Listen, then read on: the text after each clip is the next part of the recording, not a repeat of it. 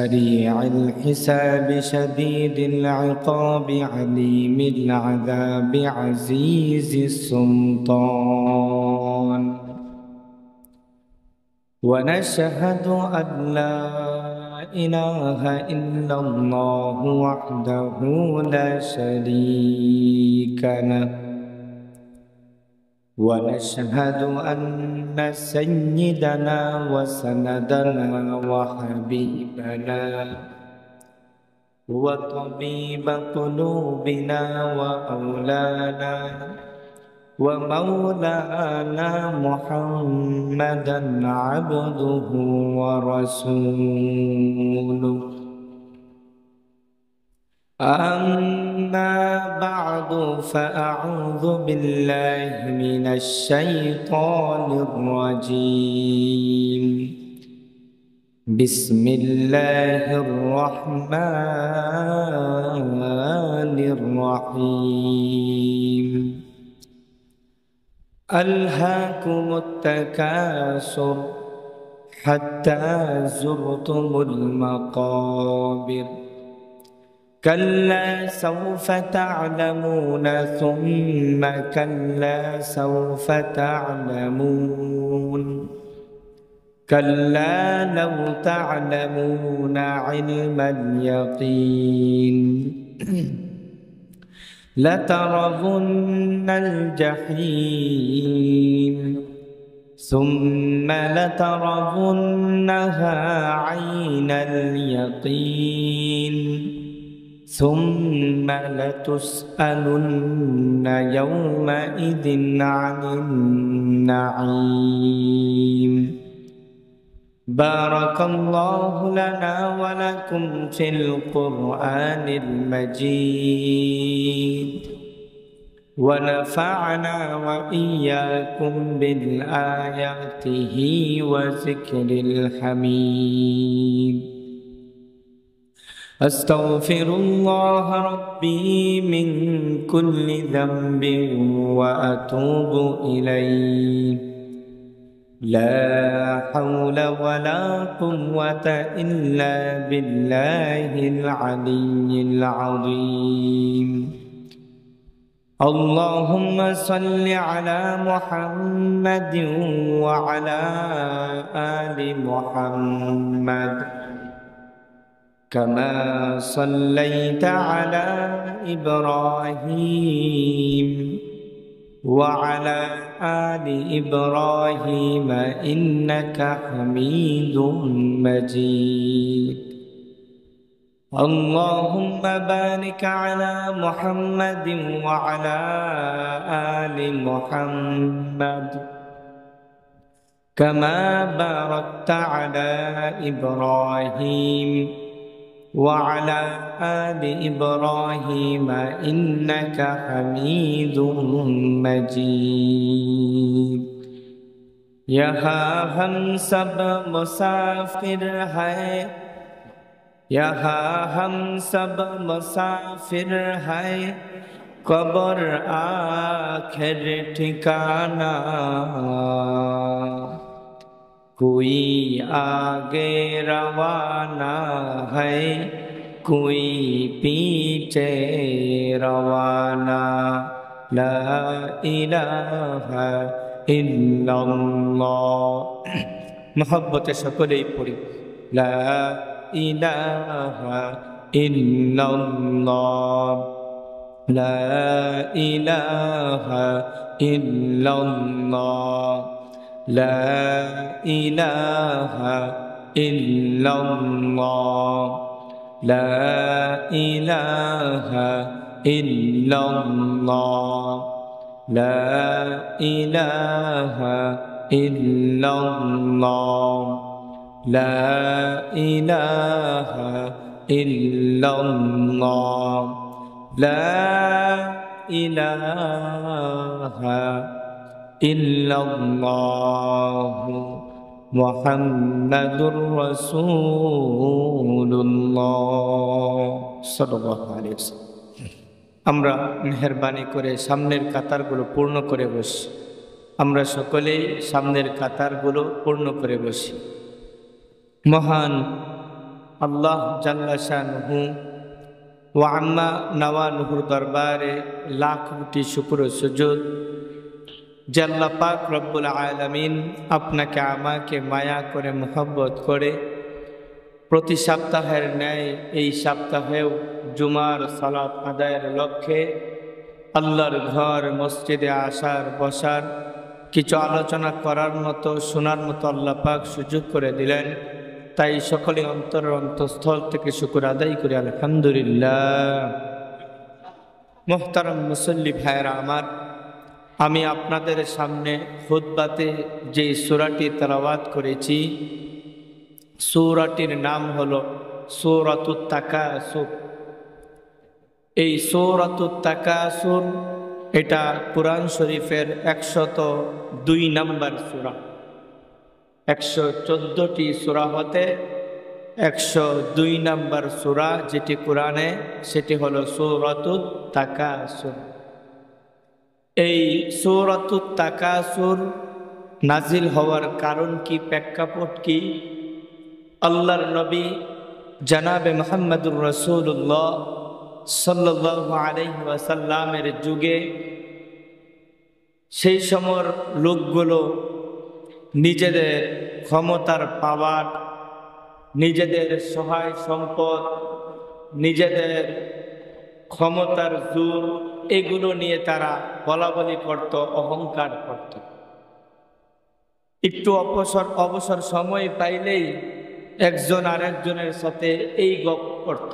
সেটা হলো কি, যে আমার অমুক আছে, আমার দাদার অমুক ছিল, আমার বাবার এই ছিল, এই সমস্ত আলোচনা হইত। বিশেষ করে কুরাইশ বংশের 2টা গোত্র বনু আব্দে মানাফ এবং বনু সাহাম, এই 2 গোত্রের মানুষ 2 ভাগে বিভক্ত হয়ে তারা এই সমস্ত কথাবার্তা বলা বলে আরম্ভ করলো যে আমাদের এই আছে, আমাদের সেই আছে। এরকমভাবে তারা তাদের সম্পদের, এক একজনের সম্পদের আধিপত্য নিয়ে তারা বলা বলি করতেছে আর অহংকারী মনোভাব প্রকাশ করতেছে। তো এক পর্যায়ে বনু আব্দে মানাফের সঙ্গে বনু সাহাম গোত্রের লোকেরা পেরে উঠল না, তাদের সাথে আর মোকাবেলা করা সম্ভব হচ্ছে না। তখন তারা বনু আব্দে মানাফের লোকদেরকে বলল যে চলো, তোমরা আমাদের সাথে চলো, কবরস্থানে যাব। কোথায় যাব? কবরস্থানে যাব। তো বনু আব্দে মানাফের লোকেরা জিজ্ঞাসা করলো, কবরস্থানে যাওয়ার প্রয়োজন কি? কবরস্থানে কিসের জন্য যাবে? বলে কথা নাই, চলো আমাদের সঙ্গে, তোমাদের সাথে তর্ক কবরস্থানে গিয়ে হবে। কই ঠিক আছে চলো। তো তাদেরকে নিয়ে কবরস্থানে গেল। কবরস্থানে গিয়ে বলতেছে যে এই কবরটা আমার চাচা। বনু সাহাম গোত্রের লোকেরা বলতেছে, এক একজনের কবর সামনে রেখে রেখে বলতেছে যে এই কবরটা আমার চাচার, এটা আমার জ্যাঠার, এটা আমার দাদার, এটা আমার বাবার, এবং তাদের সম্পদের হিসাব দিতেছে যে সে এরকম ছিল, তার ক্ষমতা এরকম ছিল, তোমাদের কিছুই নাই। আমার চাচা এতগুলো টাকার মালিক ছিল, আমার দাদা এত এত সম্পদের মালিক ছিল। এরকমভাবে তারা তাদের এই তর্কাতর্কি, এই সম্পদের অহংকারী, তাদের ক্ষমতার অহংকারী মরা মানুষকে নিয়েও তারা করতে আরম্ভ করবে। তো আল্লাহ পাক রব্বুল আলামিন এই হালত দেখে এই সূরাতুত তাকাসুর অবতীর্ণ করেন। এই সূরাতুত তাকাসুর, আলহাকু মুত্তাকাসুর, আলহাকু মুত্তাকাসুর, এর আলহাক এর শাব্দিক অর্থ, আলহাকুম এর শাব্দিক অর্থ হলো 2টি। একটি হলো ভুলে যাওয়া, একটি হলো কি ভাই? ভুলে যাওয়া। যে আল্লাহ পাক রব্বুল আলামিন যে তাদেরকে যে নিয়ামত দিয়েছেন, এই নিয়ামত ভোগ করার পরে কবরে যাইতে হবে, তারা কবর সম্পর্কে ভুলে গেছে। দ্বিতীয় আরেকটি হলো, এই তাকাসুরের দ্বিতীয় আরেকটি অর্থ হলো পরস্পর আধিকত্তা নিয়ে বাড়াবাড়ি করা। তো তারা এরকম ভাবে বলা বলি করতে আরম্ভ করলো যে আমাদের সহায় সম্পদ অনেক আছে। এরকম কি তারা মৃত মানুষ নিয়েও যে তাদের দাদার কি ছিল, বাবার কি ছিল, এটা নিয়েও আলোচনা করতে আরম্ভ করলো। আর বর্তমান সমাজেও এটা আছে না নাই? আসতে বলতেছেন, মনে হয় এই বটতলাতে নাই, আছে না নাই? আছে। কিছু হলেই বলে আমি বাড়িওয়ালা, তুমি বাড়াইটা বেলু নাই, বলে কি বলে না? যে আমার বাবার 5 বাড়ি, আমার বাবার এই, আমার বাবার সেই, আমার বাবার এই সম্পদ, আমার দাদার এই ক্ষমতা, আমার চাচা এই, আমার যারা এই, বলে কি বলে না? তাদের জন্য এই সূরা, তাদের জন্য এই সূরা। যারা নিজেদের সম্পদকে নিয়ে অহংকার করে, যারা নিজেদের ক্ষমতার দাম্ভিকতা দেখাইতে চায়, যারা একটু সম্পদ হইলে মানুষকে মানুষ মনে করতে চায় না, তাদের জন্য আল্লাহ পাক এই সূরাটি অবতীর্ণ করে দুনিয়াবাসীকে জানায়া দিতে চান, আল্লাহকুমুত তাকাসুর, হে দুনিয়ার মানুষ, আজকে এই দুনিয়ার সম্পদ তোমাকে বিমূঢ় করে রেখেছে। এই দুনিয়ার সম্পদের লোভে তুমি পাগল হয়ে আছো, এই দুনিয়ার সম্পদে তুমি মাতাল হয়ে আছো, এই দুনিয়ার ক্ষমতার মুহে পড়ে তুমি তোমার রবকে ভুলে গেছো, এই দুনিয়ার সম্পদের মুহে পড়ে তুমি আল্লাহকে ভুলে গেছো, এই দুনিয়ার সম্পদের কারণে তুমি নামাজ ভুলে গেছো। দুনিয়ার সম্পদ পেয়ে, দুনিয়ার ক্ষমতা পেয়ে মানুষকে তোমার মানুষ মনে হয় না।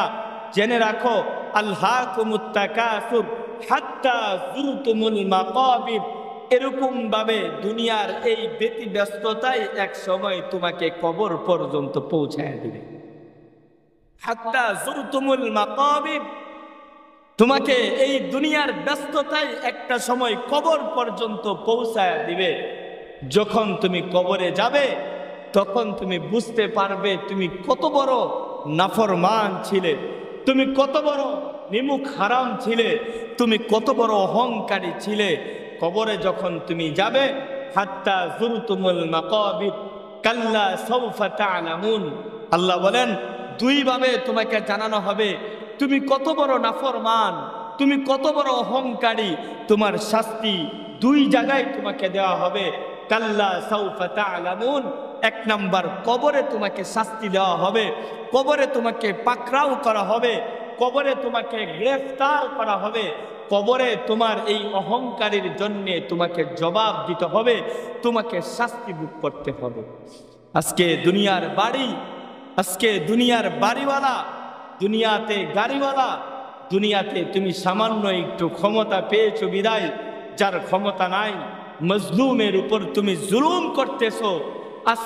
আজকে তোমার ক্ষমতার কারণে তুমি একজন বাড়িওয়ালা হওয়ায় একজন ভাড়াটিয়ার উপর জুলুম করতেছো। শোনো, আমি আল্লাহ রব্বুল আলামিন যখন তোমার এই জীবন দুনিয়ার হায়াত আমি শেষ করব, কবরের মধ্যে তোমাকে জবাব দিতে হবে। তোমার নাফরমানির কারণে তোমাকে আমার কাছে আসতে হবে এবং আমার পাকড়াও গ্রেফতার হতে হবে। কবরের জগৎ গত কয়েক জুমায় আমি আপনাদেরকে শুনাইছি, কবরের জগৎ অত্যন্ত ভয়াবহ জগৎ। কবরের জগৎ অত্যন্ত ভয়াবহ জগৎ, কিন্তু আজকে আমাদের সমাজের মানুষ কবর নিয়ে ভাবে না। 80 বৎসরের বুড়া, 60 বৎসরের বুড়া, সেও 4 দোকানে বৈশা বৈশা নর্তকীদের নাচ দেখে কি দেখে না, আমার মাথায় ধরে না। ওই 70 বৎসরের বুইড়া বেটা, সেও আবার ওই ল্যাংটা বেডির নাচ দেখে, আমার মাথায় ধরে না সে কি মজা পায়। আমার মাথায় এটা ধরে না যে এই 60 বৎসরের বুড়া, 70 বৎসরের বুড়াও 4 দোকানের মধ্যে বৈশা ল্যাংটা বেডির সিনেমা, ল্যাংটা বেডির নাচ হা কইরা তাকায় দেখে, আমার মাথায় এটা ধরে না। যুবকটা যুবনের একটা তাড়নায় দেখতে পারে, ওটা বোঝা যায়, কিন্তু এই বুড়া যার কবরে চইলা গেছে পাও, সে কিভাবে এইভাবে তাকায়? আজকে কবরের ফিকির নাই, কবরের চিন্তা নাই। অহংকারী বলে আমার এই আছে, আমার সেই আছে, দাড়ি পাকছে, এই খবর নাই। নিজের অহংকারই পেশ করতে চায় যে আমার এই, আমার সেই, আমার এই। নিজের জীবনটাকে এরকম ভাবে বিলায়া দেয়, গপ্প দেয় যে হুজুর আমার 5টা পোলা, 5টা প্রবাসে থাকে, আমার 4টা মেয়ে, 4টা মাশাআল্লাহ বিয়া হয়েছে।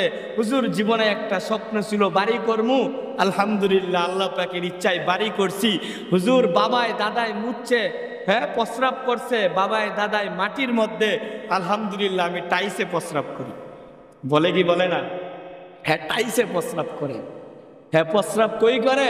টাইসওয়ালা বাথরুম। যে হুজুর 4টা রুম করছি, 2টা বাথরুম করছি, সব টাইস। কি অহংকার, কি তার দাম্ভিকতা!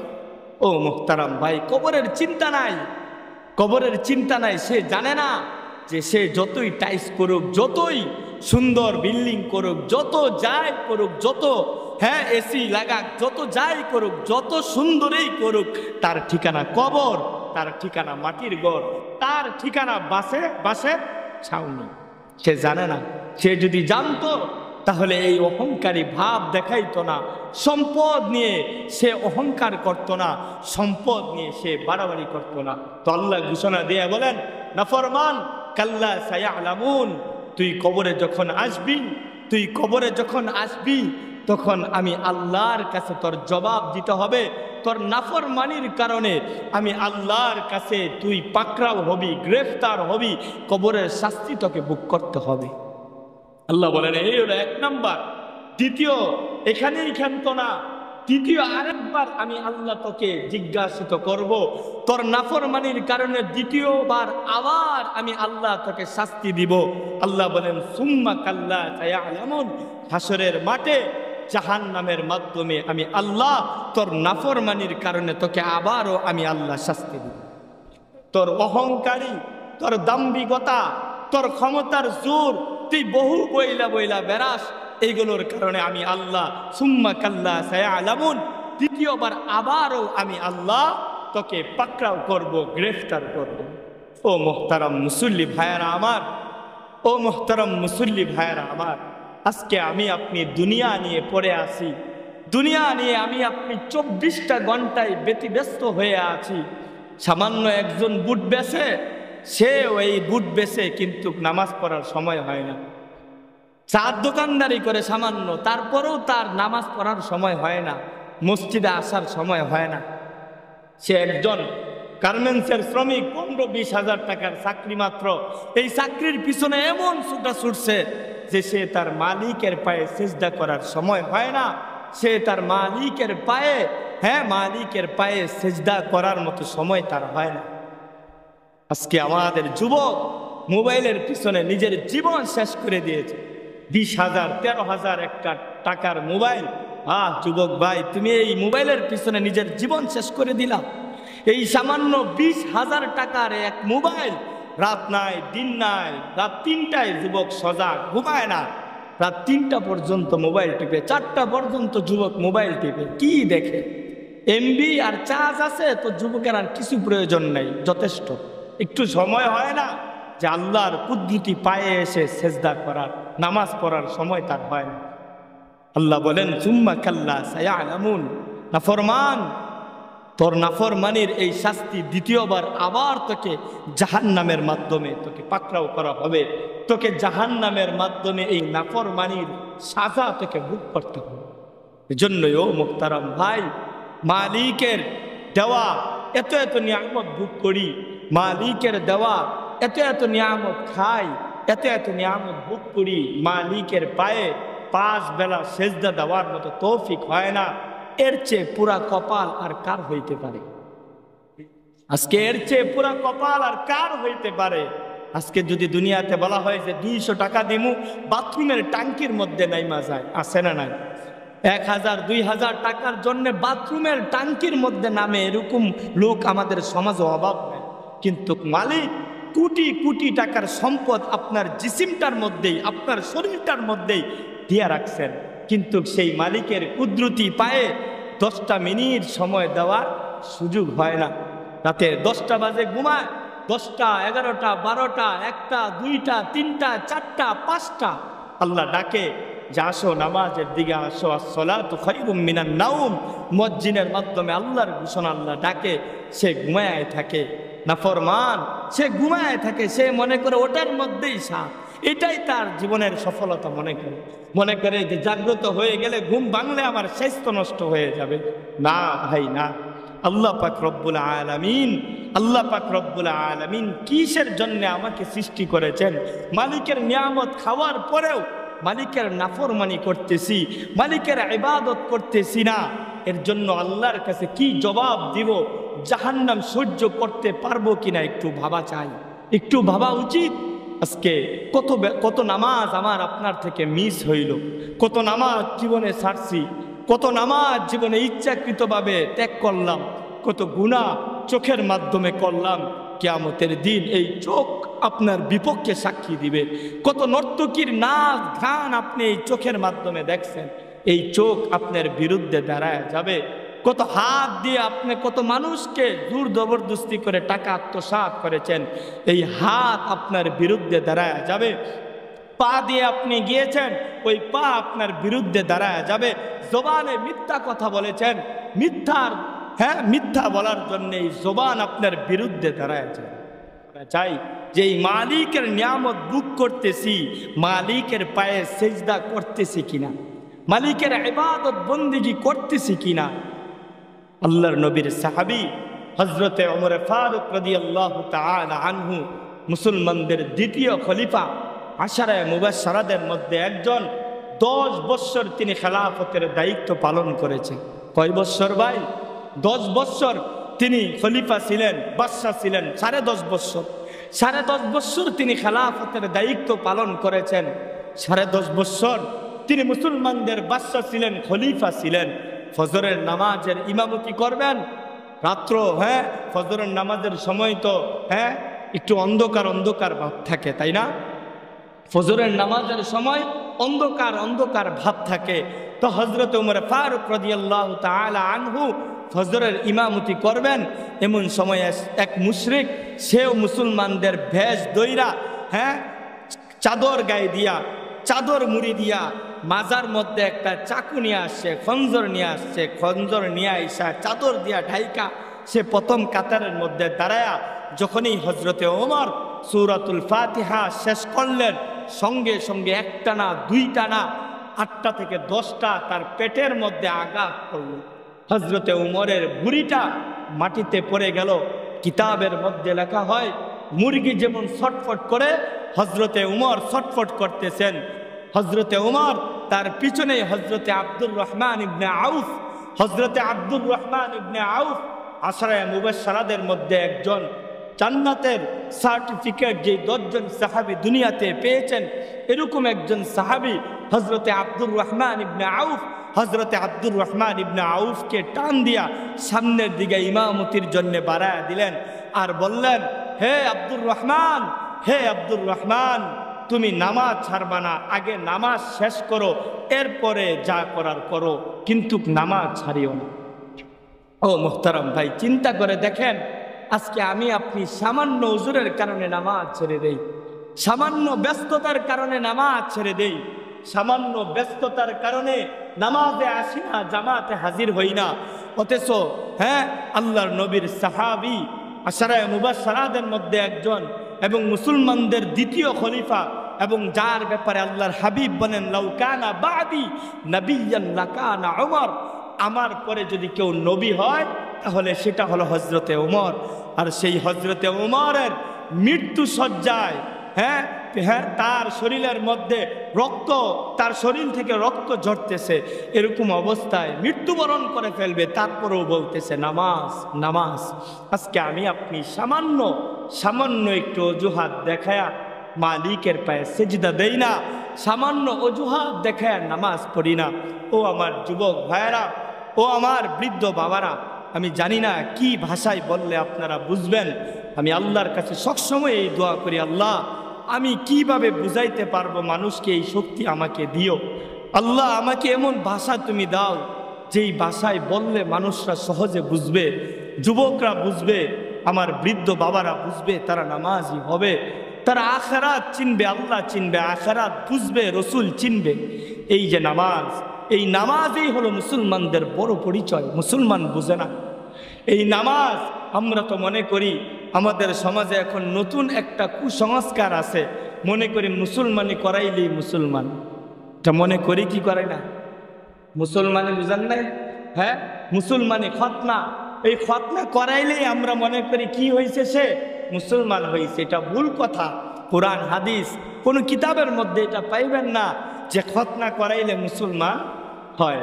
মুসলমান হয় কিভাবে? মুসলমান আর কাফেরের মধ্যে পার্থক্যই হলো নামাজ। যার নামাজ ঠিক আছে সে প্রকৃত মুসলমান, যার নামাজ ঠিক নাই সে প্রকৃত মুসলমান হতে পারে নাই। এই নামাজ মানুষের জন্যে ইম্পর্টেন্ট একটা বিষয়, নামাজ মানুষের জন্যে অনেক দামি একটা বিষয়। কিন্তু আজকে আমার আপনার সকলেরই, প্রায় সকলেরই এই নামাজের মধ্যে গাফলতি দেখা যায়। নামাজ আমি আপনি ছেড়ে দিচ্ছি, নামাজ পড়তে আসি না, নামাজ পড়ার জন্যে নিজেও পড়ি না, সন্তানদেরকেও বলি না, নিজের স্ত্রীকে বলি না, পরিবারকে বলি না, নামাজের ব্যাপারে গাফেল। অথচ এই নামাজের মধ্যে আল্লাহ পাক রব্বুল আলামিন এমন জিনিস রাখছেন যে বান্দা এই নামাজের মাধ্যমে বান্দা থাকে না, আল্লাহ পাকের ওলিতে পরিণত হয়। সুবহানাল্লাহ। নামাজের মাধ্যমে বান্দার সাথে আল্লাহর কথোপকথন হয়। হাদিসের কিতাবের মধ্যে আছে, বান্দা যখন নামাজের তেলাওয়াত করে আল্লাহ পাক রব্বুল আলামিন প্রত্যেকটা আয়াতের জবাব আল্লাহ স্বয়ং নিজে দিতে থাকেন। আল্লাহ স্বয়ং নিজে দিতে থাকেন। বান্দা যখন সেজদা দেয়, আল্লাহু আকবার, বান্দা যখন সেজদা দেয়, হাকিমুন নফস আল্লামা মুশতাকুন নবী কাসিমি তিনি বলেন যে বান্দা যখন সেজদা দেয় তখন আল্লাহ বান্দার পিঠে, আল্লাহ পাক বান্দার পিঠে হাত বুলায় বলে, বান্দা উঠ, কি চাস বল, তোর কি চাওয়া, তুই কি বলতে চাস বল।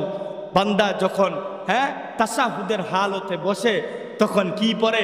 আত্তাহিয়াতু লিল্লাহি ওয়াসসালাওয়াতু ওয়াত-তাইয়্যিবাত। যখন তাশাহুদ পড়ে আল্লাহ পাক রব্বুল আলামিন খুশি হয়ে যান। আল্লাহ বলেন, বান্দা আমার নামে আমার প্রশংসা করতেছে, বান্দা আমার গুণকীর্তন করতেছে। বান্দাকে আল্লাহ আবার জিজ্ঞাসা করে, বান্দা আর কিছু বলবি?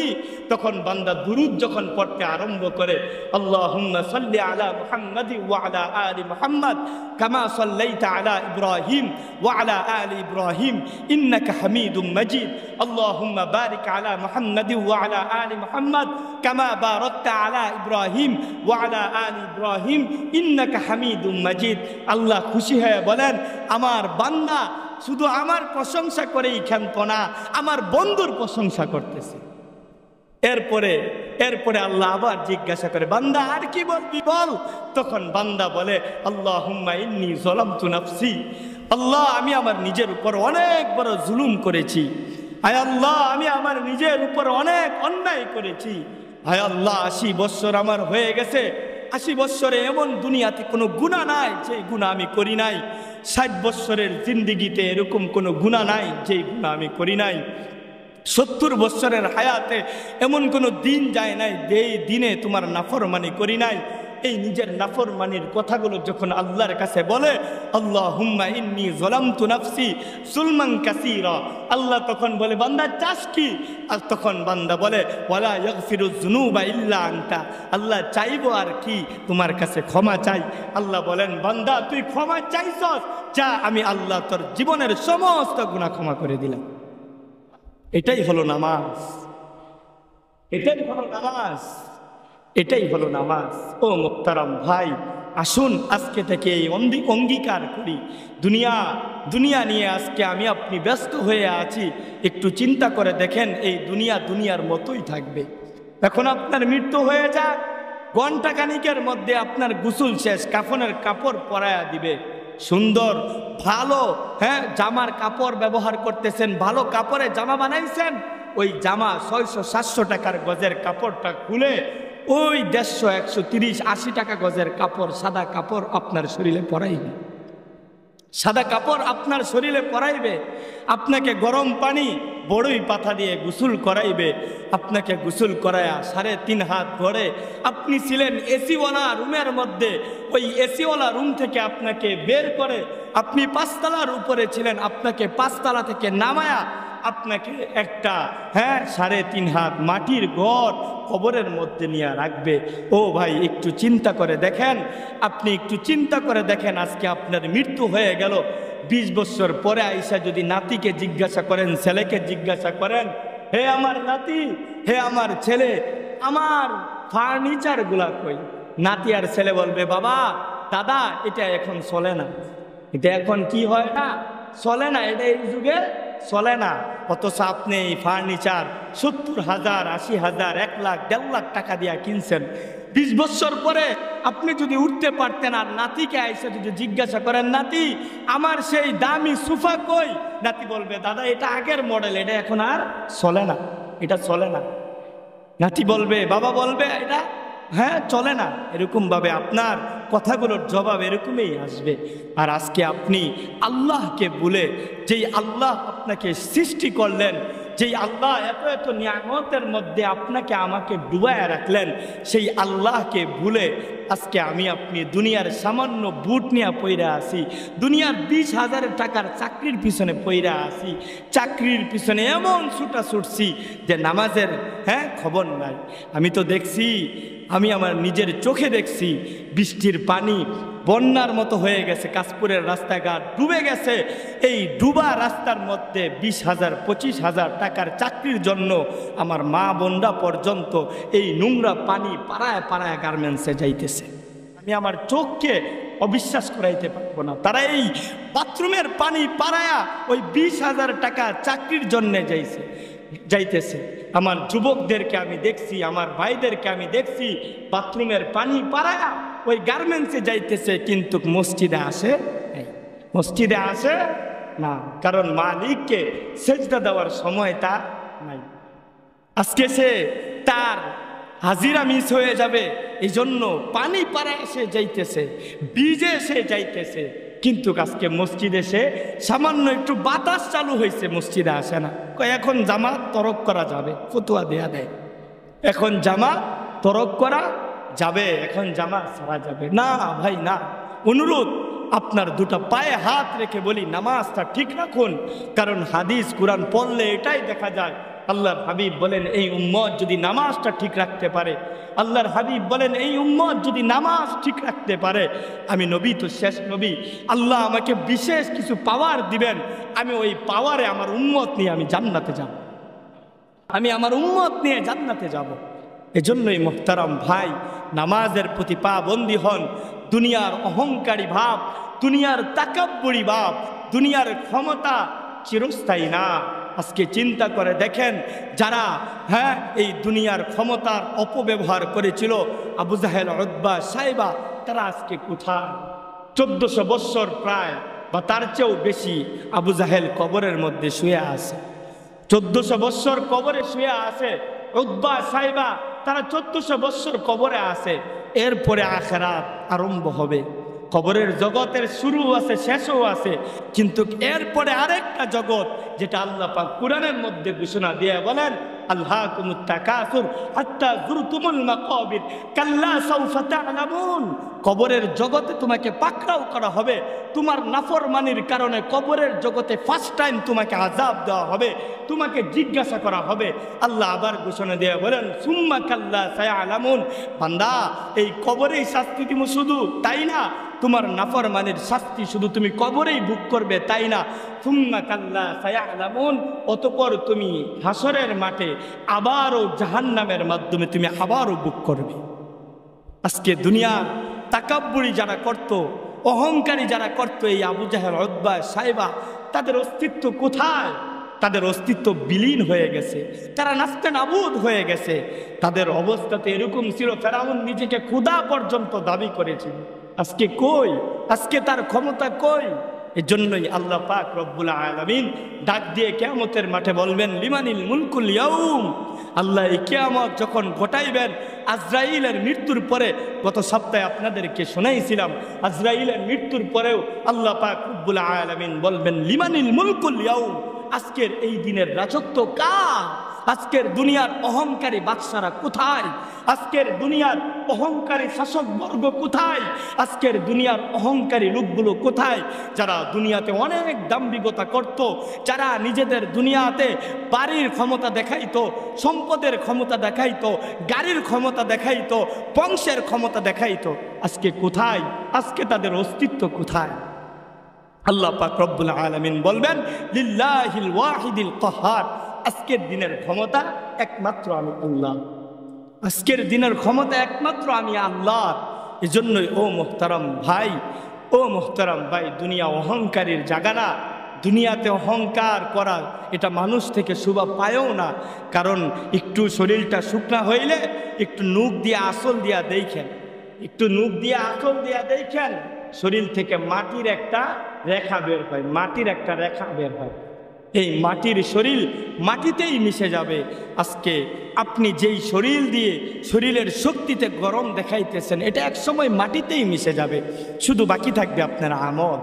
এজন্যই আসুন আজকে থেকে নিজের জীবনের সমস্ত অতীতকে মুতাআলা করে আল্লাহর কাছে তওবা করি। ও যুবক ভাই, সামান্য 20,000 টাকার মোবাইলের পিছনে পড়ে নিজের জীবন বরবাদ করিও না। সামান্য এই নারীর পিছনে পড়ে নিজের জীবন বরবাদ করিও না। আহা, যুবক জানে না, আমার মুসল্লি ভাইরা জানে না যে আল্লাহ জান্নাতে কেমন নারী দিবেন। যদি জানতো, জান্নাতের হুর গিলমানদের আলোচনা যদি জানতো আর পড়তো আর বুঝতো, তাহলে দুনিয়াতে বেগানা নারীর দিকে কোনো দিনও সে তাকাইতো না। হাদিস শরীফের মধ্যে আছে, হাদিস শরীফের মধ্যে আছে, দুনিয়াতে কেউ যদি কোনো নারীর দিকে না তাকায়, দুনিয়াতে কেউ যদি সুন্দরভাবে তার বৈধ স্ত্রীর সাথেই সে যা করার তা করে মৃত্যুবরণ করে, আখিরাতে আল্লাহ পাক তার জন্য এরকম সুন্দর হুর রাখছেন, জিলমান রাখছেন, কেমন সুন্দর যে তাদের শরীরের রগগুলো সৌন্দর্যের কারণে তাদের শরীরের রগ আর রগের মধ্যে যেই রক্ত চলাচল করতেছে সেই রক্ত সে দেখতে পারবে। হাদিসের কিতাব সাক্ষী, হাদিসের কিতাব পড়লে দেখবেন আল্লাহর হাবিব বলেন, একজন মানুষ যখন জান্নাতি হুর গিলমান দেখবে, জান্নাতি মানুষ যখন দেখবে, তো ওই হুরের দিকে, তার ওই স্ত্রী, জান্নাতি স্ত্রীর দিকে সে যে তাকাইবে 70,000 বছর পার হয়ে যাবে, 70,000 বছর পার হয়ে যাবে। ও আমার যুবক ভাই, সামান্য এক নারীর পিছনে পড়ে নিজের জীবন বরবাদ করে দিচ্ছ। অনুরোধ, দুটা পায়ে হাত রেখে বলি, আজকে এই সামান্য অ্যান্ড্রয়েড মোবাইলের পিছনে পড়ে নিজের জীবন বরবাদ করে দিচ্ছ না, এই কাজ করিও না। একটু চিন্তা করে দেখো, যে আল্লাহ বানাইছেন সে আল্লাহর কাছে কি জবাব দিবে। একটু চিন্তা করে দেখো, কবরে কিভাবে থাকবা। কবরে তো মোবাইল দেওয়া হইব না, কবরে কি দেওয়া হবে না, মোবাইল দেওয়া হবে না, কবরে মোবাইল দেওয়া হবে না, কবরে থাকবে শুধু আমল। এজন্যই কবরের মোবাইল আমল দিয়া বানায় নেন, আমল দিয়া কবরের মোবাইল বানায় নেন। তোমার চক্ষুকে যদি তুমি শীতল রাখতে পারো, তোমার চক্ষুকে যদি তুমি হেফাজত রাখতে পারো, ও যুবক ভাই, দুনিয়ার বাজে নারীর দিকে না দেখে নিজের চক্ষুকে যদি হেফাজতে রাখতে পারো, মোবাইলের মাধ্যমে নর্তকীদের নাচ গান না দেখে নিজের চক্ষুকে যদি হেফাজতে রাখতে পারো, আল্লাহ পাক রব্বুল আলামিন জান্নাত তোমার জন্য রেখেছেন। কেমন জান্নাত? আল্লাহ পাক রব্বুল আলামিন বলেন, কোন একটা জান্নাত তোমার জন্য রাখছেন, যে জান্নাতে তুমি ঢুকবে কিন্তু কোনো দিন তুমি বের হবে, এরকম জান্নাত তোমার জন্য অপেক্ষমান। এজন্যই দুনিয়ার 70 বৎসরের জীবনকে এরকমভাবে গড়া চাই। আল্লামা শামসুল হক ফরিদপুরি রহমতুল্লাহ আলাই বলেন, এমন জীবন তুমি করো হে গঠন, মরিলে হাসিবে তুমি কাঁদিবে ভুবন। এমন জীবন তুমি করো হে গঠন, মরিলে হাসিবে তুমি কাঁদিবে ভুবন। এজন্য এমন জীবন গড়া চাই। ও যুবক ভাই, চিন্তা করতেছ যে বয়স একটু হোক, বিয়া শাদি করি, মোবাইল ফালায়া দিব, নামাজি হয়ে যাব। তোমাকে ওই গ্যারান্টি কে দিল যে তুমি বিবাহ করতে পারবে? এই পর্যন্ত হায়াত তোমার থাকবে, তোমাকে ওই গ্যারান্টি কে দিল? ও ভাই, ওই গ্যারান্টি তোমাকে কে দিল যে তোমার হায়াত তোমার বিবাহ পর্যন্ত থাকবে, বিবাহর পরেও তুমি বাঁচবে? এই গ্যারান্টি কে দিল? তোমার মতো কত যুবক এই স্বপ্ন নিয়ে বেঁচেছিল, আজকে তার কবরের উপর তাকায় দেখো ঘাস উইটা গেছে, আজকে তার কবরের উপর ঘাস উইটা গেছে। আজকে তুমি দুনিয়া নিয়ে ব্যস্ত। তোমার বন্ধু এরকম ছিল, সেও দুনিয়া নিয়ে অনেক ভাবছিল, মনে করছিল বয়সটা একটু হোক, মসজিদে পড়ে থাকবো, মসজিদমুখী হয়ে যাব, কিন্তু আজকে যায় দেখো তার কবরের উপর ঘাস উঠে গেছে। এজন্য ও মোহতারাম মুসল্লি ভাইয়েরা আমার, এই সূরাটি আমাদেরকে এই কথাই শিক্ষা দেয়, এই সূরাটি আমাদেরকে এই কথাই বোঝানোর চেষ্টা করেছে, এবং আল্লাহ পাক এই কথাই আমাদেরকে বুঝাইবার চাইছেন। সেটা হলো এই দুনিয়ার ক্ষমতা, দুনিয়ার সম্পদের ক্ষমতা এটা চিরস্থায়ী না। যেরকমভাবে বনু আব্দে মানাফ এবং বনু সাহাম গোত্রের লোকেরা তারা পরস্পর বলাবলি করতেছিল, আমাদের এই আছে, আমাদের সেই আছে। তারা যেরকমভাবে বলতেছিল, আমাদের এই বাড়ি, আমার দাদার এই ক্ষমতা, আমার পরদাদার এই ক্ষমতা, এমনকি তারা মৃত মানুষ কবরের সামনে দাঁড়ায় দাঁড়ায় বলতেছিল, এই যে দেখতেছ এটা আমার চাচার কবর, আমার চাচা এই ক্ষমতাধর ছিল, এই ছিল। ও ভাই, এগুলো কিছুই থাকবে না, এগুলো কিছুই থাকবে না, একমাত্র বাকি থাকবে আপনার আমল। এজন্যই আজকে থেকে এই ওয়াদা করেন, আজকে থেকে এই ওয়াদা করেন, অঙ্গীকার করেন, জীবনের রূহ যতদিন পর্যন্ত এই দেহের মধ্যে থাকবে আর নামাজ ছাড়বো না। রাজি আছেন ইনশাল্লাহ? সাক্ষী রেখা ওয়াদা করেন যে হুজুর যতদিন পর্যন্ত জীবন থাকবে মালিকের ডাকে আমি আর অস্বীকার করব না, আজান হবে আমি মসজিদে আসবো, নামাজ আদায় করবো। রাজি আছেন ইনশাল্লাহ? আল্লাহ পাক রব্বুল আলামিন সকলকে নামাজি বানাক, সকলে বলুন আমিন। আল্লাহ পাক যা বললাম সর্বপ্রথম আমাকে, যারা শুনলাম সকলকে আমল করার তৌফিক দান করি, সকলে বলেন আমিন। যারা